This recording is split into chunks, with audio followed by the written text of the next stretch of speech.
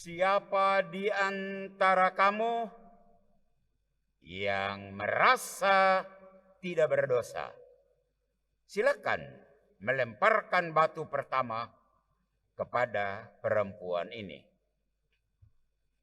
Bapak-bapak, ibu-ibu, saudara-saudari, dan anak-anak yang terkasih, baik yang saat ini berada di gereja maupun yang saat ini sedang mengikuti misa ini lewat Tiga Raja FM maupun lewat live streaming multimedia Tiga Raja. Siapapun Anda, kok agama Katolika, Protestanka, Islamka, siapapun yang sedang menangkap siaran ini.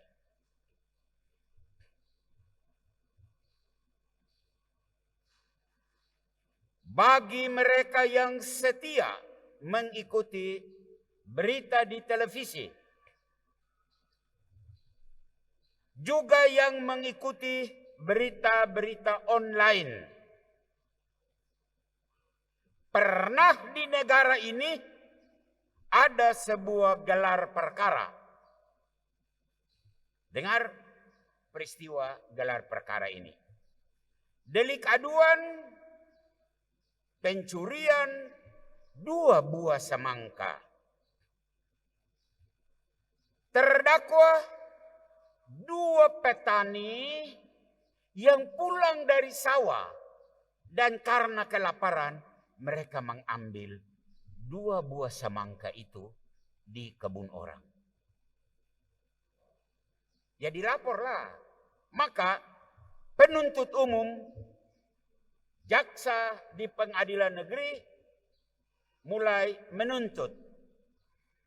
Hakim siap untuk mengetok palu. Dan hakim memutuskan 2 petani itu bersalah. Karena tuduhan yang disampaikan secara material dan formil memenuhi unsur pencurian yang diatur dalam pasal 362 KUHP. Banyak orang yang menyaksikan berita itu, yang membaca berita di online, mereka hanya mengelus dada. Astaga. Untuk orang-orang kecil, hukum terlalu tajam ke bawah. Dan itu praktek yang sering terjadi.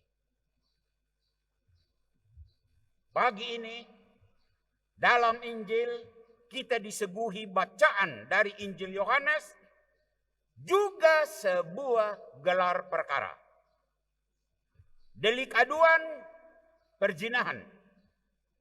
Terdakwa seorang wanita. Penuntut umum ahli Taurat dan kaum Farisi. Hakim Yesus. Tempat pengadilan Bait Allah. Sesuai hukum Taurat, wanita yang berzina harus dilempari batu. Nah, sampai titik ini semua normal-normal saja. Memang begitu. Yang tidak normal adalah sikap sang hakim Yesus. Dia tidak segera berdiri untuk memutuskan perkara ini. Tunduk, diam, menulis di tanah. Ahli Taurat dan kaum Farisi terus mendesak, ayo, coba putuskan dong. Putuskan sesuai hukum.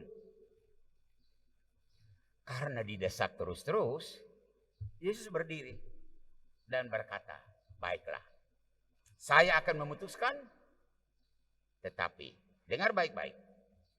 Barang siapa di antara kamu yang tidak berdosa, hendaklah dia yang pertama mengambil batu dan melempari perempuan ini. Silakan. Yesus tunduk lagi dan menulis di tanah. Apa yang terjadi? Satu per satu hadirin yang hadir pergi.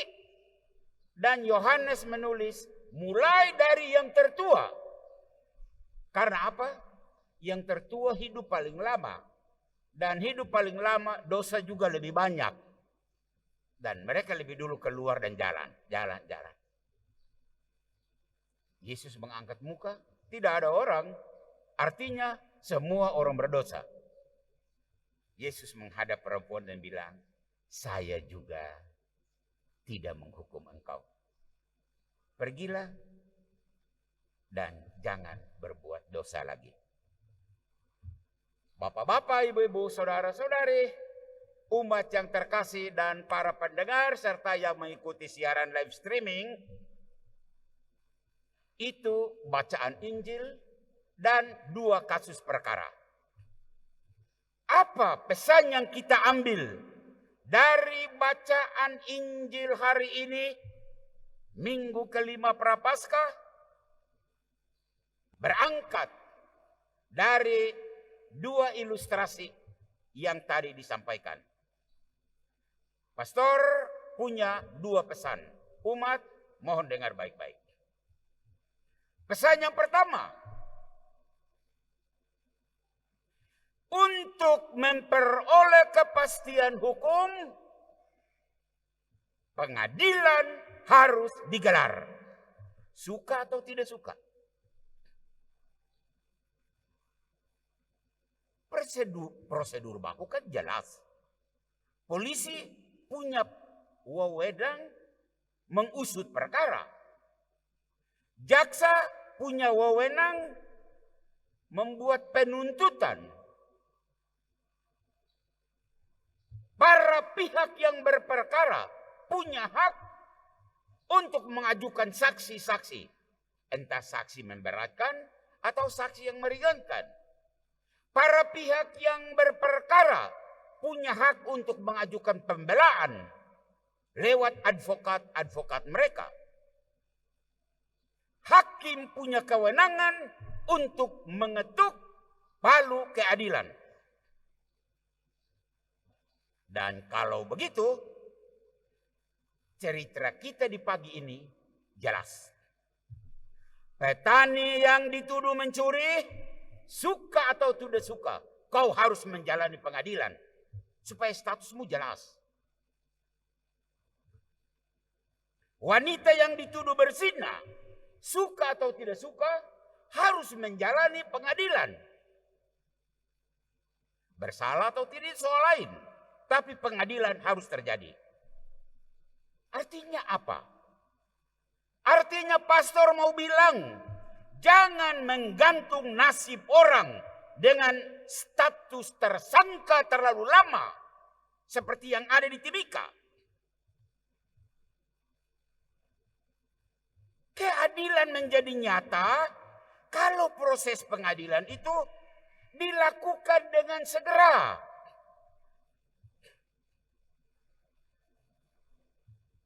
Kalau begitu, hal yang sama berlaku untuk kita di Timika. Hai polisi-polisi yang ada di gereja kamu dengar atau yang mendengar siaran ini. Halo kejaksaan, halo KPK, apa kabar? Anda dengar? Kasihan para pihak, dan saya sebut dengan hormat, bupati kami menjadi tersangka sudah setahun lebih. Pejabat pembuat komitmen juga jadi tersangka sudah begini lama.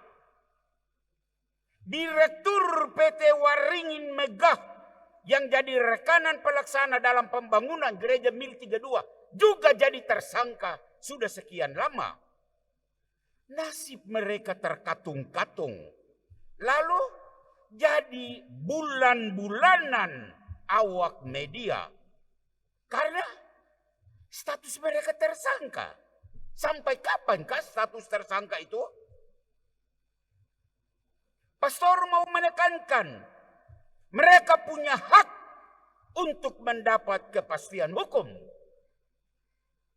dan tidak elok, tidak bagus.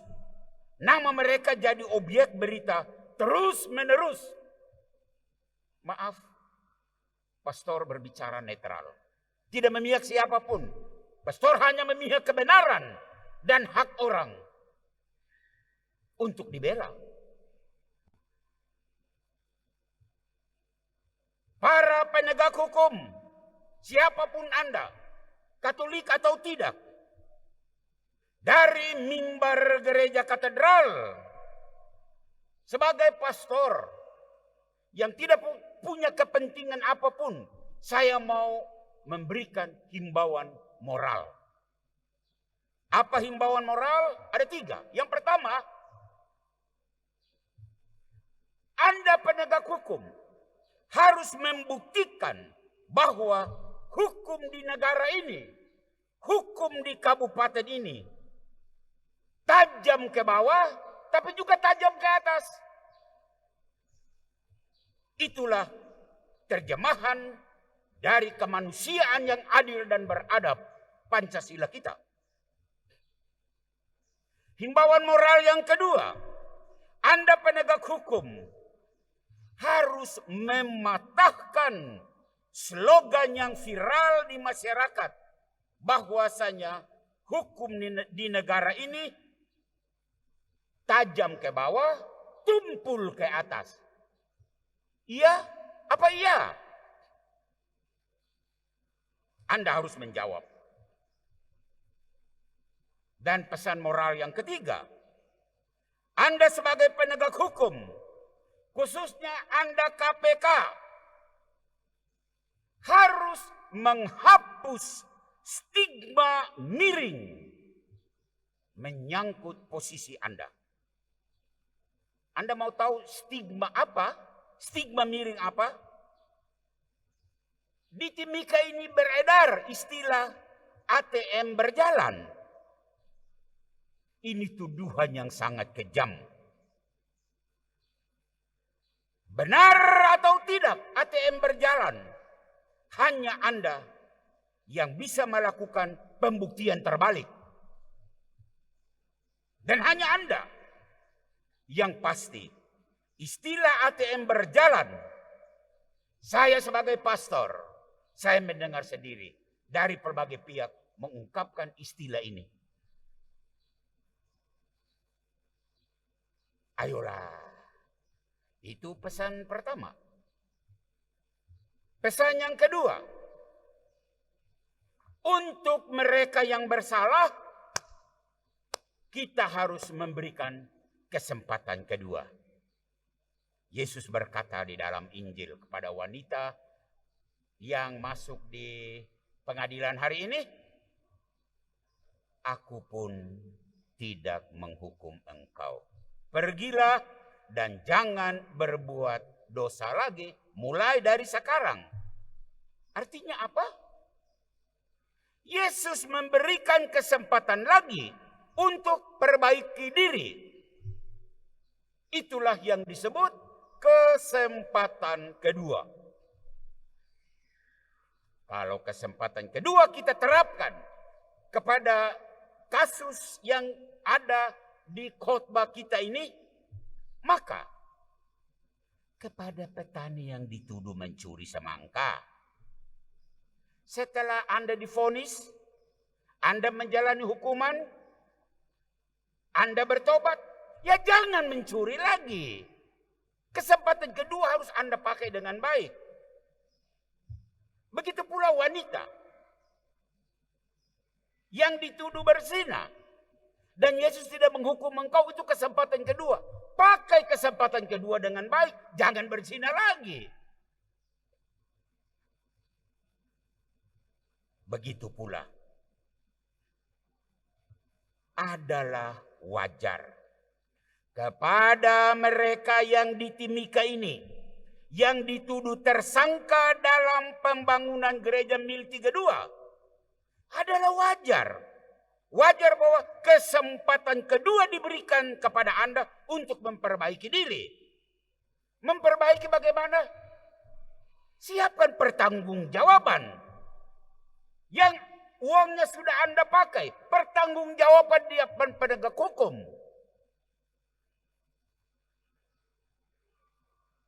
Kan ada masalah. Sampai Anda disebut tersangka.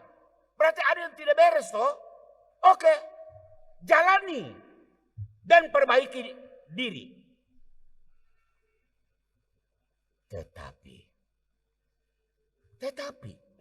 Adalah tidak wajar. Maaf saya ulangi. Adalah tidak wajar. Kucuran dana periode 2019-2019 masih bermasalah. Kini dalam proses pertanggungjawaban bahkan para pihak dinyatakan sebagai tersangka. Dalam proses ini sekarang dikucurkan dana baru sehingga membengkak. Katanya, saya tidak pasti. Katanya 250 M untuk satu gereja. Astaga. Dan astaga saja. Luar biasa. Ayo para pihak yang berkepentingan. OPD. Anda ada dalam gereja ini, kamu dengar. Anggota DPRD, kamu dalam gereja, kamu dengar. Polisi, Anda dalam gereja kamu dengar. Pertanyaan untukmu, wajarkah semua ini? Masyarakat sedang memantau. Kita berdoa. Semoga perkara ini cepat selesai. Kita capai nenek moyang. Maka perkara ini harus segera selesai. Untuk itu kita mohon berkat Tuhan. Tuhan memberkatimu para petugas hukum. Tuhan memberkatimu petinggi-petinggi apapun jabatanmu. Tuhan memberkati pemerintah kita. Dan Tuhan memberkati kita sekalian. Amin.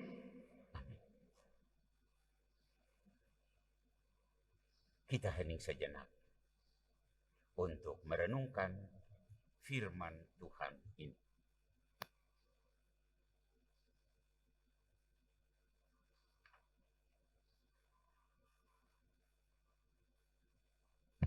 Amin.